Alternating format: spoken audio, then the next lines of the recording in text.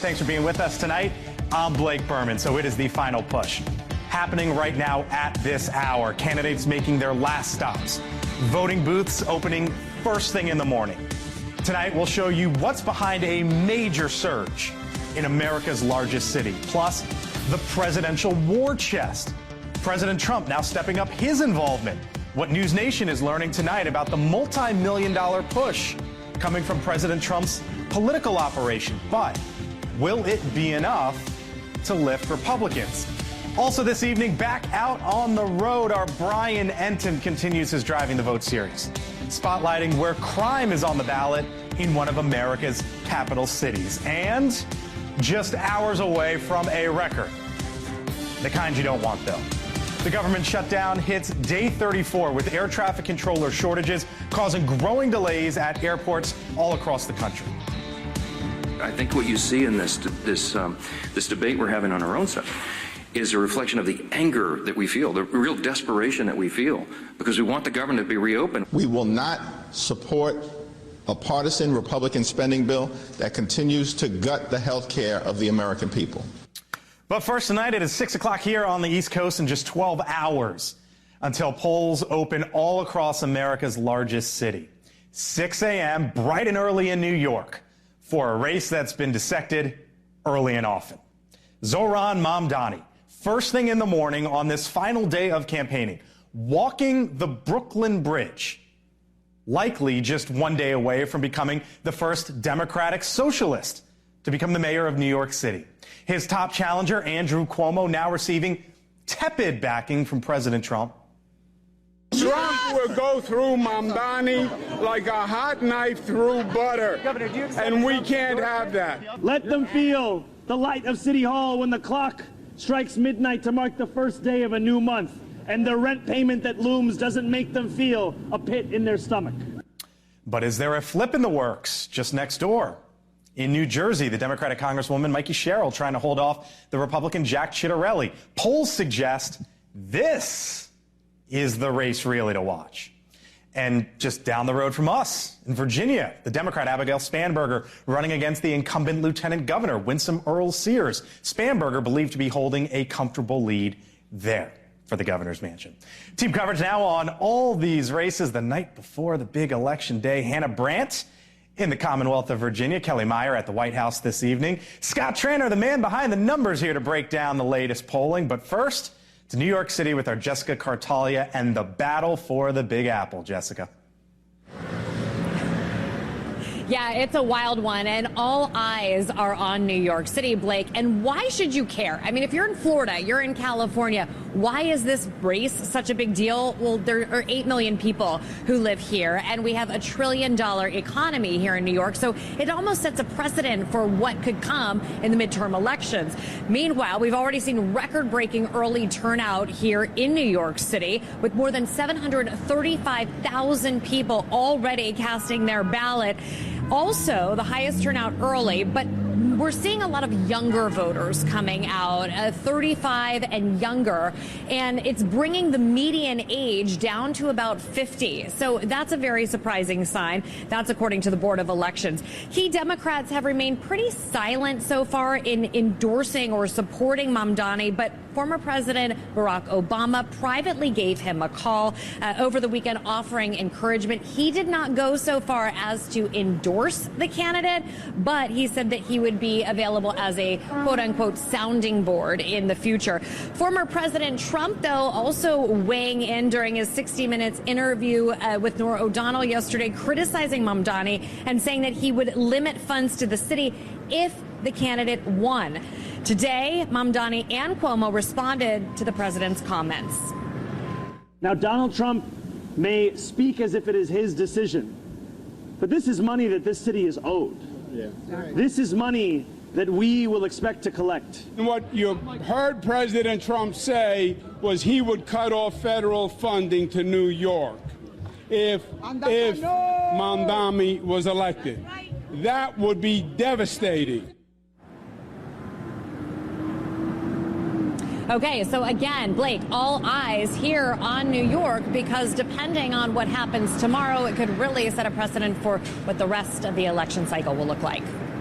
And Jessica, across the river there in New Jersey, as I mentioned, that's the one where, when you think about a handful of these big national races, that's the one that we're watching really closely heading into Election Day. Yeah, and it is so close. So Mikey Sherrill still out today on a little bus tour. She made 3 different stops campaigning, trying to get people out there to vote and to vote for her. Also, Chitterelli's son, very nice story, came back. He's serving in Kuwait in the army over there. That's where he's based. And he came home early on election eve to surprise his father. So again, this is going to be a very interesting race tomorrow, and I'll be covering that. So Blake, we will check in with you then. But yeah, neck and neck here. Set the politics aside. Awesome moment there. Jessica Cartalia live for us tonight. Jessica, thank you. Now over to our Hannah Brandt, Arlington, Virginia tonight with the governor's race there. Hannah?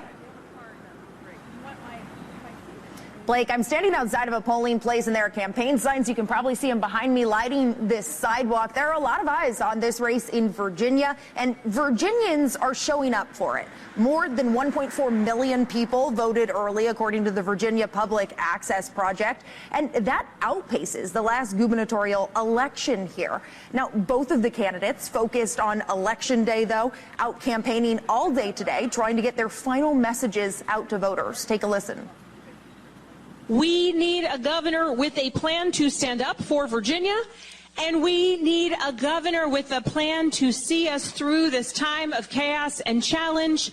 And I am so excited about what it is that we are going to do tomorrow.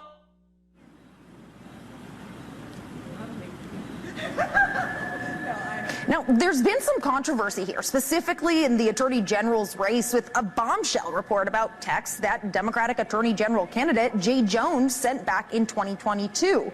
That's where he said a Republican state lawmaker should be shot.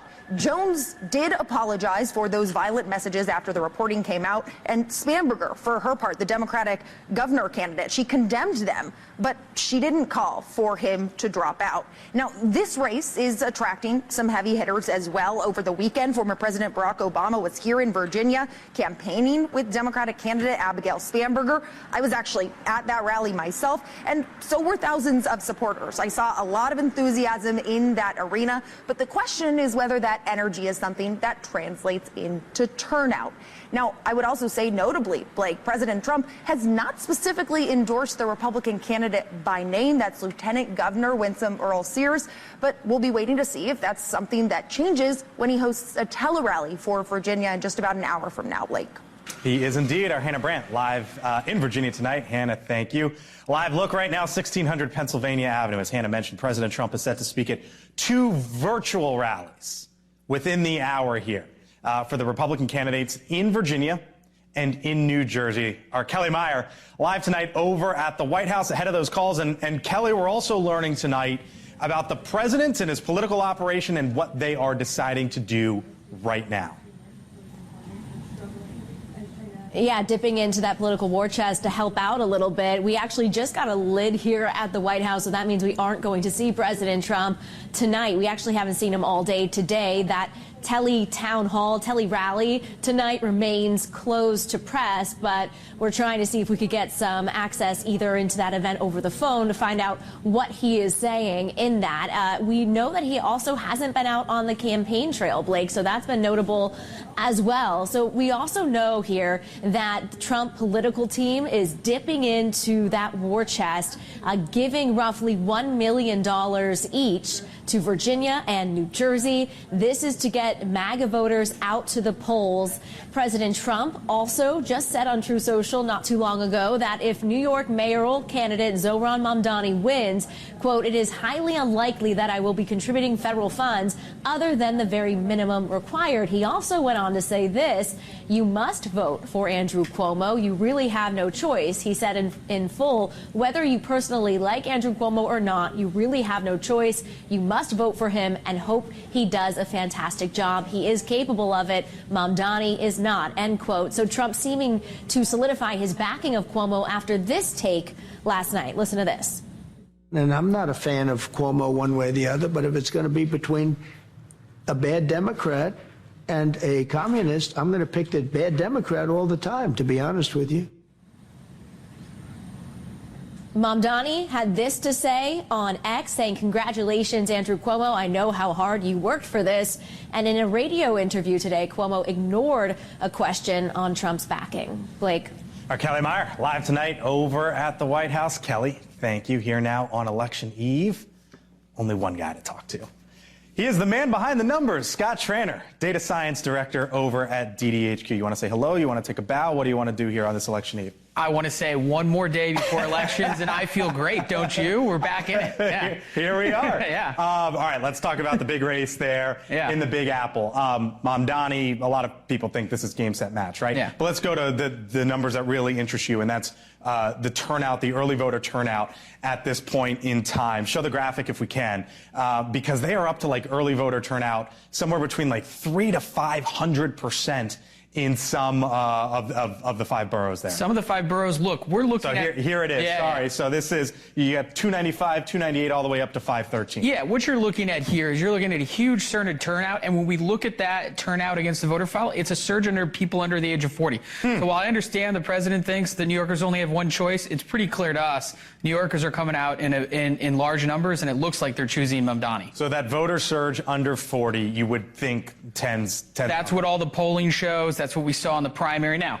we got to count the votes tomorrow. Yep. We have a pretty good idea. Pretty remarkable, though, when you think about it, what's going on there in the Big Apple. All right, let's go to the other coast. California, your home state, Prop 50. This is redistricting. This is California saying, okay, Texas, I see what you did. We're going to try to do it, too. And all of this relates back to the House and who controls it in the midterms. This is 2 races I want to show you, right? So this is District 1 and District 3. District 1, it would be essentially the redrawing of the maps, a 30-plus point move. District 3, a 15, 16-point move, Scott. And this is what they are voting on in California tomorrow, the ability to potentially do that. Yeah, and it looks like they're going to be able to do that in very safe numbers. And look, I know we're a year out. These 2 races took several days to call in 2024, and the control of the House is razor thin at 4 to 5 seats.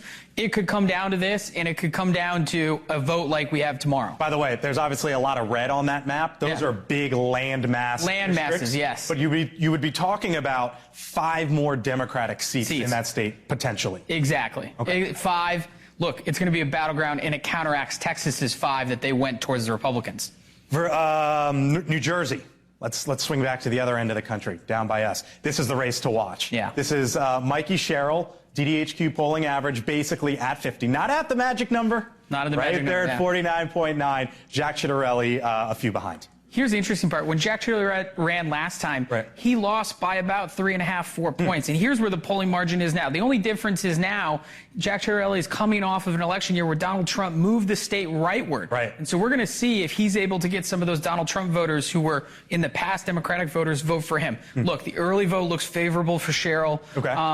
New Jersey in its whole looks favorable for Sherrill. The polling average does, but this one could be close. If I say to you on Wednesday morning or Wednesday evening, and we're here and I'm like, Traynor, you're the man behind the numbers. How did we get that one wrong? How did we not see fill in the blank coming? We did not think that the Donald Trump voters who showed up in droves for him in 2024 were going to show up in off years, and that is foreboding for the Democrats and Republicans in 2026. So that's the big surprise. You think if it's a surprise. If there's one surprise in the race, you think it could be in the races. You think it could be this. It could be that one. Yep. Get some sleep, brother. Yep. All right. Scott Traynor, DDHQ. Thank you, sir. Appreciate it. All right. Still to come. By the way, keep it here on NewsNation for all your election coverage.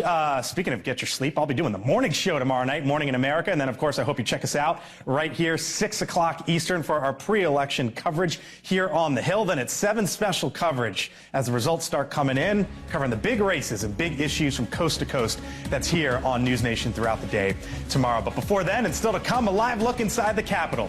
Day 34 of the shutdown, but is there movement? Plus, as the shutdown drags on, fasten your seatbelts, because the likelihood of your flight taking off on time hitting even more turbulence. We're live with which airports are really taking a hit, and our Brian Enton joining us tonight as he continues his Driving the Vote series. Where are you, my man?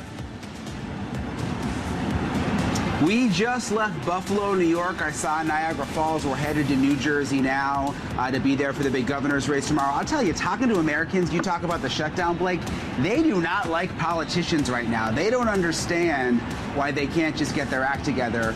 We're talking to real Americans after the break, Blake. All right, Brian Enton, other side. I thank you for being with us tonight. I'm Blake Berman, back at 4.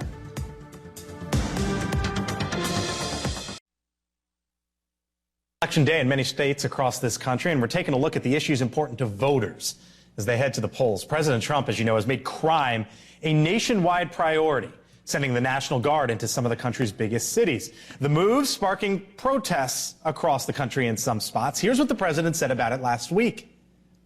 Now we're taking a lot of bad people out. We're incarcerating some very bad people, some gangs. You have a lot of bad gangs there. We're taking care of it. And we're doing things that, frankly, local law enforcement is going to have a hard time doing. Nearly half of the country says crime is an extremely or very serious problem, according to a recent Gallup poll. And the issue breaks along party lines. More Republicans view crime as a serious issue than Democrats or independents. Our Brian Enton back out on the road, speaking of law enforcement, Burlington, Vermont, as part of his Drive in the Vote series. Hello, Brian. Hey, Blake. Yeah, it's interesting. Pretty much everywhere we've gone around the country, crime is something that comes up. People wanting to feel safe, concerned in their neighborhoods. You heard so much about defunding the police for so long, but there were only a couple of cities that actually did it and defunded their police departments. And Burlington, Vermont is one of those cities. So we went there to see what it's like now. The leaves are changing, and it's a popular time of year to visit Burlington, Vermont. Are you Mark? I am. Hey, I'm Brian. But a closer look downtown reveals a troubled side of the once idyllic college town. These things have always been present, of course, you know, homelessness and drug addiction and mental health issues, but they seem to be going unchecked now in any way. Unchecked because the city is down 30-plus officers on what's supposed to be a 90-officer force. Burlington defunded the police back in 2020 and focused more on social workers. And business owner Mark Bouchette says problems only got worse. Now the city's trying to reverse course and hire back officers. But the officers don't want to come back. Is this like a Democrat-Republican issue? Is like what's going on here? And, in Vermont, it's not a Democrat-Republican issue. It could be a Democrat-progressive issue, but there are no Republicans to speak of here. And so, do the progressives just not want police, or like what?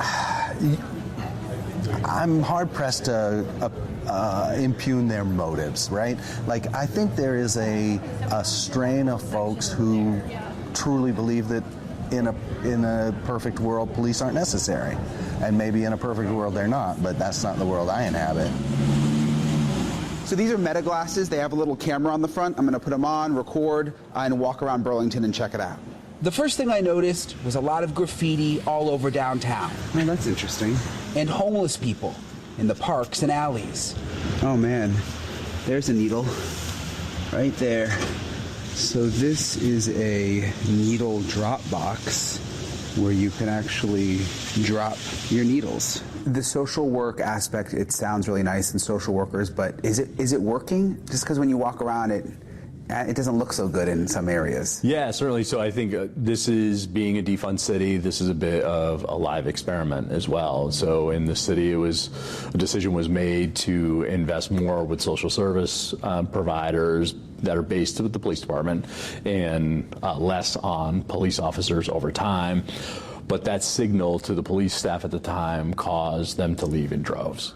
After the defunding, everything changed. This is one of the officers who left Burlington. We're hiding his face because he still works in law enforcement in Vermont. I think a lot of people think that the defund the police movement is over and don't realize that there are still all of these effects of it that are almost just as bad as when it happened.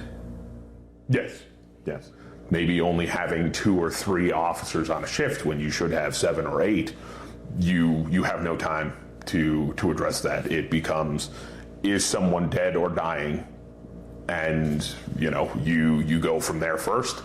And Then if you have any spare time, it's just trying to catch up on paperwork and that kind of stuff, and there's no time. When I was there, it was a borderline nightmare. It was disturbing, Blake, talking to business owners there. If they call the police just don't come because they don't have enough police, and they're trying to hire the officers back, realizing that their experiment didn't really work, but none of the cops want to come back because they don't feel valued there anymore. Blake?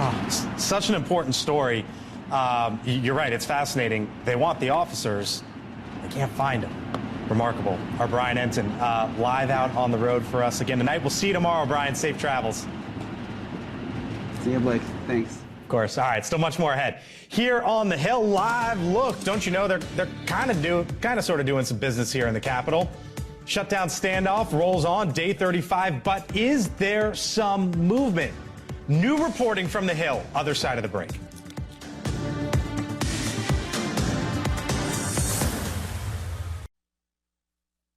Not here on the East Coast, the Senate reconvening late this afternoon as the government shutdown heads now into its 6th week. The funding lapse on track to become the longest shutdown in history tomorrow. And Americans in many places are starting to feel the pain. The Trump administration today saying they will send low-income Americans half of their funding for food stamps, the money coming from an emergency account the administration is now tapping.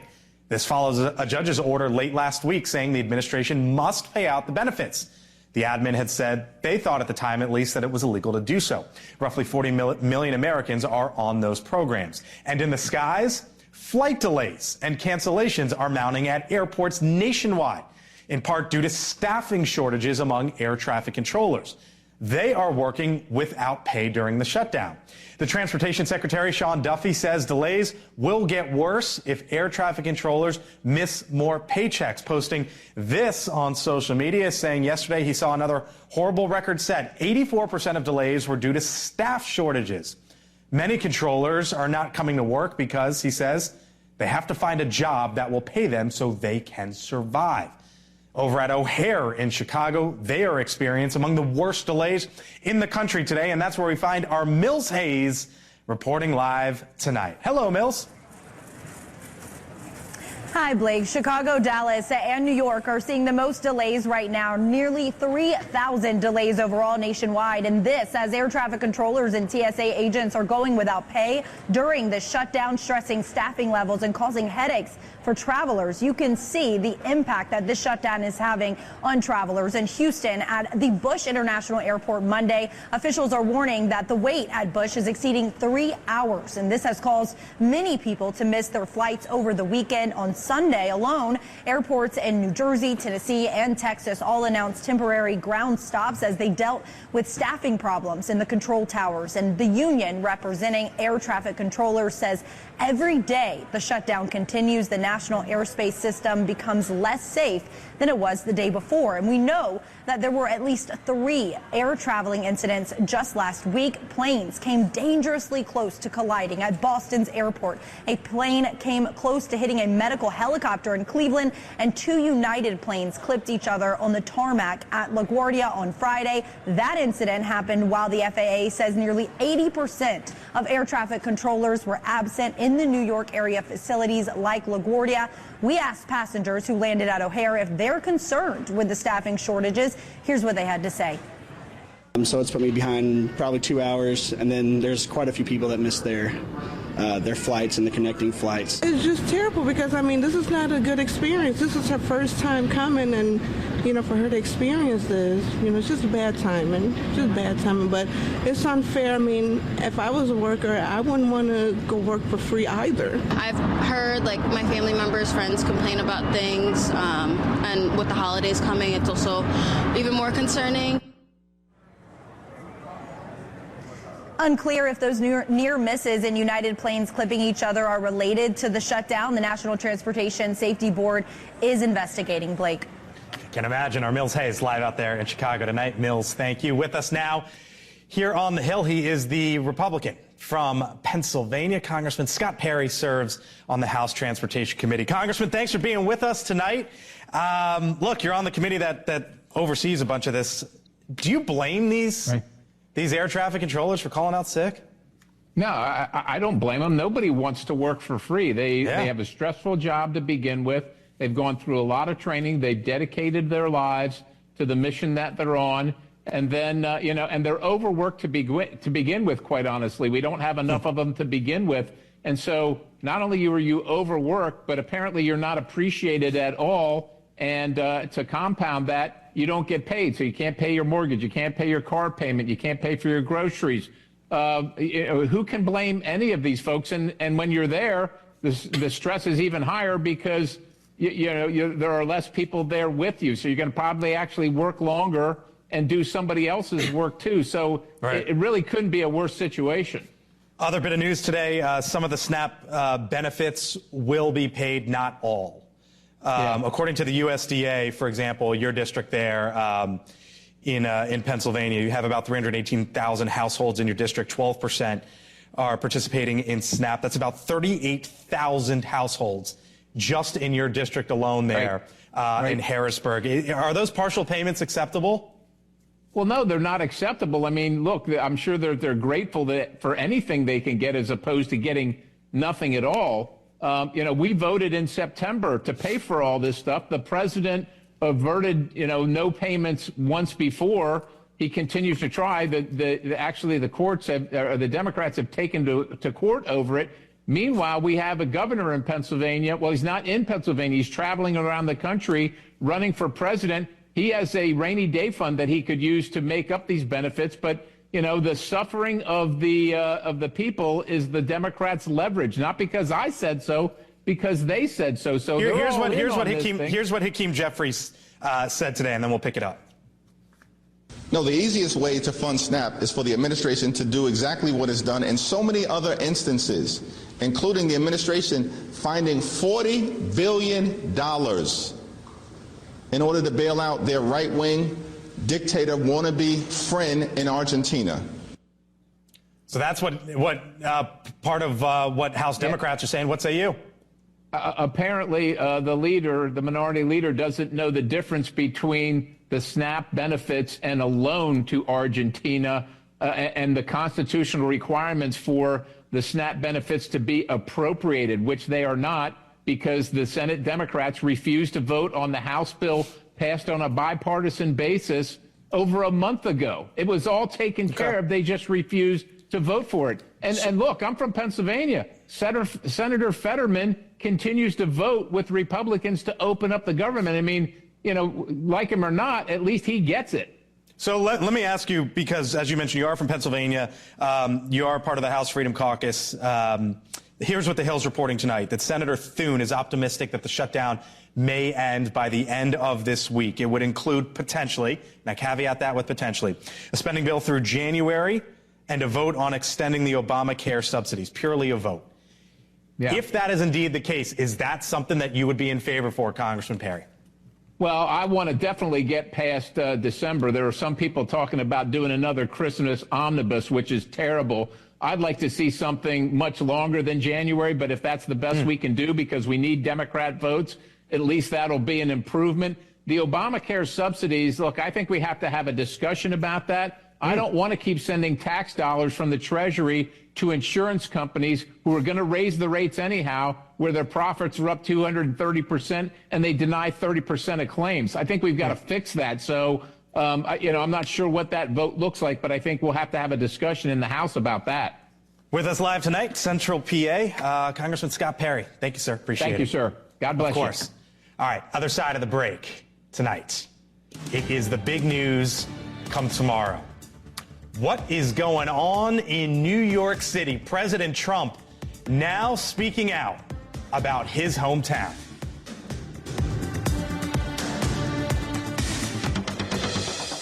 Election day across America, and nobody covers politics with fairness and respect for all Americans like NewsNation. Crucial races for governor. The heated race for mayor in New York. A controversial proposal in California. Coverage starts tomorrow at 7/6 Central on NewsNation. News for all Americans. Starting to see how parts of the political world across this country could take shape in the years to come, from the race for New York City mayor, which could define the Democratic Party's future, potentially, as a 34-year-old Democratic socialist is the frontrunner to the race for governor in the purple state of Virginia, as well as the gubernatorial race in New Jersey. President Trump weighing in on both, playing up the stakes, at one point saying, quote, "A vote for the Democrats is a death wish." However, if the Democrats have a great Tuesday night, some might argue that there are still big questions that need some answering. What is the direction of the party? Would a Zohran Mamdani victory in New York City mean they need to move more left, or will they move in that direction? Mamdani himself seeming to suggest that big changes are coming. Today, the morning before Election Day, we have not only come so far, we stand on the verge of ushering in a new day for our city. To the panel. Full panel here with me now. Sean Spicer with us this evening, NewsNation political contributor, host of the Sean Spicer Show podcast. Annalise Keller is a Republican strategist. Kurt Bardella, NewsNation contributor, and Dan Cannon, former Battleground States Director for both the Biden and Harris campaigns. Hello to you all. Happy Election Eve. We got a lot going on tomorrow. I thought it was fascinating, Kurt, Dan, your side of the aisle. Let's start there, because over the weekend, President Obama, we learned, talked to Zohran Mamdani, didn't fully come out and endorse Zohran Mamdani. And I wonder if that's sort of emblematic of where your party is, which is, okay, we're watching, we're waiting, we're seeing, but at least the establishment not fully embracing. Yeah, there are a couple things can be true at the same time here, Blake. Number one, when was the last time the New York mayor defined any political party? I don't remember Michael Bloomberg or Rudy Giuliani becoming the president of the United States ever. So why we've decided all of a sudden that the New York City mayor is the face of either political party, that seems ludicrous to me. On the flip side of it, I'm tired of Democrats being kind of halfway in, halfway out. Just own it. You're clearly having a conversation with the guy, you're being public about it, just endorse him, because all it does is create these type of conversations where you look like, well, we want to kind of look like we're for you, but we don't want to overtly say it, which sounds idiotic to me. I think that's right, although I will say I don't think most of the country really cares what the Democratic establishment thinks about a race in New York or anywhere else, honestly, and I'm not sure we should be waiting for that. I think the challenge they have is they want to see what happens in not just this race, but we'll talk about some of the other races in the area later, because this may be a bellwether for how they handle the House politics. Lots of contested races for Democrats, a couple of Democrats who won in Trump districts nearby, and I think they're being cautious for that reason. But I'm with Kurt. I think that be with the guy. He won the Democratic primary. He's running on costs. That's not a bad thing. Oh, I hope you own that. Honestly, they should take Dan's advice, because if you want to take a terrorist-loving communist with all of his policies and own them, I think that you have just done the Republican Party a huge favor. We will make every Democrat answer for Zohran Mamdani next year and the policies he supports. So give him a big bear hug, embrace him, because he will become the face of the party. This isn't, I mean, to Kurt's point, here's all I'll say. You haven't never had someone this nuts and outside the mainstream to run a major American city or anything. There hasn't been a student council election with somebody this far crazy. So I hope that every Democrat has to answer and account for his policies. Yeah, and I want to build on that, because I think not only you also have AOC and you have Bernie Sanders. These are the people that are getting the momentum in the Democratic Party right now. Those are the people that are drawing crowds. So yes, it's a mayoral race, and yes, it is a local race, but you're also seeing that everywhere. And I think the reason is affordability. The distinction for tomorrow is going to be this. It's one thing to be a member of a legislative body, whether it's AOC or Bernie Sanders in the Senate or the House. You're now going to be an executive. So for all of this stuff, it's not just theory anymore. You actually have to do it or not do it or watch it fail, which he will do. Why didn't Obama endorse him? I think he's being cautious for the reasons that I articulated earlier, and who knows what he's honestly thinking there. But Sean, I want to disagree with this point that we're going to have him be the face of the party in something different. They're going to try to. I understand you. I disagree with your point that it's going to be any different than if you'd put AOC on every single ad in every single state, or Nancy Pelosi, or any other boogeyman. The fact is, the guy, even if I don't like all of his policies, he ran on lowering costs, and you want to make him this boogeyman, but his most compelling ad was talking about the fact that if you're a street food vendor, you got to pay like $10,000 to get a license that should cost $100, and that's why your street food costs $15, not $10. Real people get that. Yeah. It's good politics, and that's where the party should go. But I'm telling you, you mentioned the other people. I mean, when I was at the RNC for 6 years, Nancy Pelosi was probably the biggest windfall that we had fundraising-wise. Sure. She's going to retire probably this week. No, Zohran Mamdani will take her place. But there's always one, is my point. It's going to be somebody. And but he's so far crazy. It's one thing, she fit the bill. She was from San Francisco. It's a very lefty thing. New York City going going this far crazy left is something that everyone can identify with immediately. We're not going to have to, build him up. It will become a new thing day one. So let me take you to where two folks agree here, because I asked all of you, agree on both sides of the aisle. I asked all of you sort of what are you watching for? The one thing that you're watching for tomorrow. Both of you two said Virginia. Tell me why. I'm looking at how Democrats and Republicans perform in purple counties like Loudoun County compared to the last elections. We saw Republicans make a lot of gains in some of these places, make gains with Latino and Asian American voters, especially in those outlying suburbs. I'm curious to see if that holds up to be true this time and how they run versus the Glenn Youngkin numbers from before. Why Virginia? Virginia traditionally votes in threes. So if you get one, you get them all, right? You mean the governor? The governor, you get the lieutenant governor and the AG, and that goes both parties.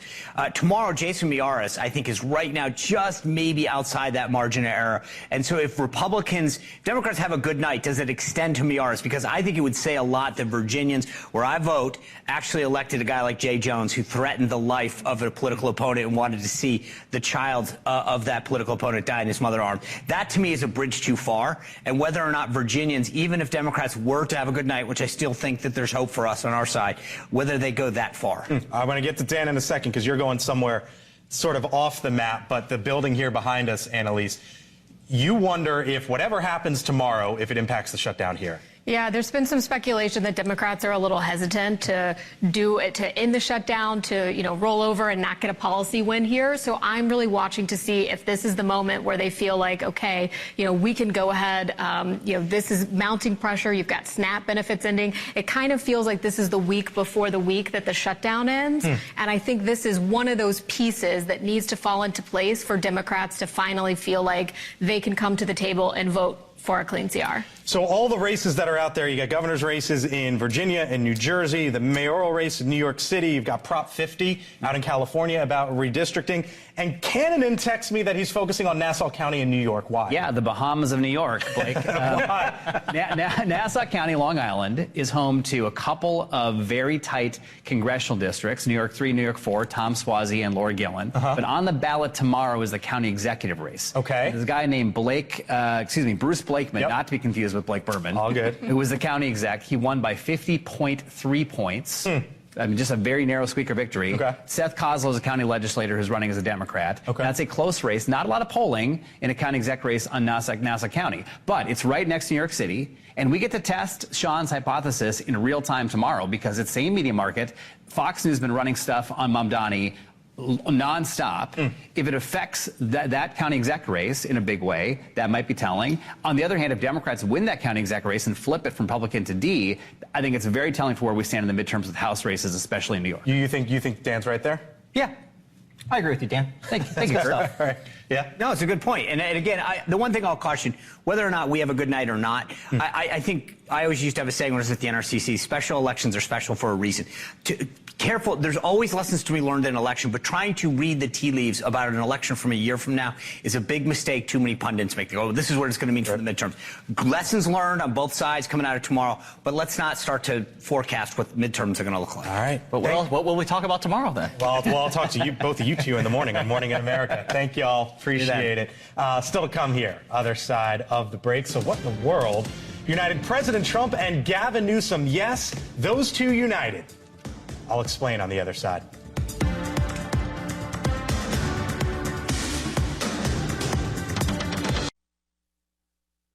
Catch up on today's top stories. Here's some of what's trending right now over at thehill.com. The president saying, I doubt we're going to war with Venezuela, but Maduro's days are numbered. The president, during an interview over the weekend amid a multitude of U.S. strikes on drug boats that they say are trafficking drugs from Venezuela, sends an ominous message to the Venezuelan president, Nicolas Maduro. Also trending, how about this? George Clooney, Kamala Harris presidential candidacy, a mistake. You remember that New York Times op-ed that the Hollywood icon penned asking President Biden to drop out of the 2024 race? Biden did that just 2 weeks later. Clooney now says Harris shouldn't have been the candidate, that the Democrats should have held a primary. Okay. Finally, Newsom on Trump, trolling Trump. I put a mirror up to that madness. The California governor asked in a recent interview if he thinks he risks normalizing the president's behavior. Newsom says his online trolling of the president was the opposite. Newsom claims he's just pointing it out. Back and forth they go. To check out those stories and more, all you have to do is head on over to thehill.com. You also can scan that QR code for our morning newsletter, of which I write in every morning. All right, time for my take now. Speaking of the two, the hometown crowd turned out in force this afternoon to cheer on the World Series champion Los Angeles Dodgers, who won in insane fashion on Saturday night. From a series-saving catch to plays at the plate that literally came within inches to a Hollywood-style home run in extra innings of Game 7. The Dodgers' victory over the Blue Jays on Saturday night going down as one of the best games in Major League history, greatest one that I've ever seen by far. And the California Governor Gavin Newsom writing, quote, "For the first time in 25 years, Major League Baseball has a repeat champ. And of course, it's California's own. Congratulations." Then there's Newsom's online trolling target, President Trump, who offered similar sentiments with a 1 a.m. post. He already threw out an invite as well, writing that a lesser group of men couldn't have pulled it off. The president says, "See you all at the White House." So there you go. Was that so hard? Two heated rivals seeing eye to eye on America's pastime and getting on the same page. So as we take a look at the Dodgers celebratory parade in L.A., one has to wonder what politics would be like if it were that easy. On day 34 of the shutdown, we end tonight by saying hopefully our politicians can get to a place where both sides can play ball.